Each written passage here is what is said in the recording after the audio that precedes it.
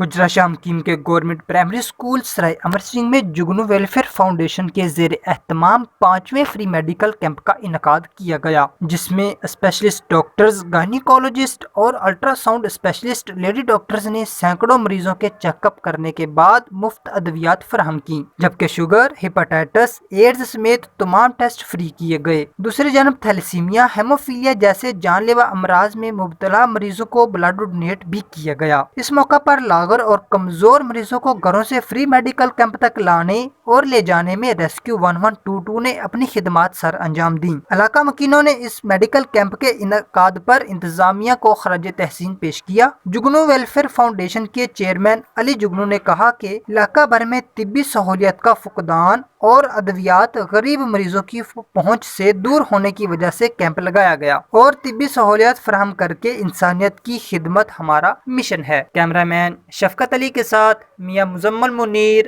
MM5 news, حجرہ شاہ مقیم۔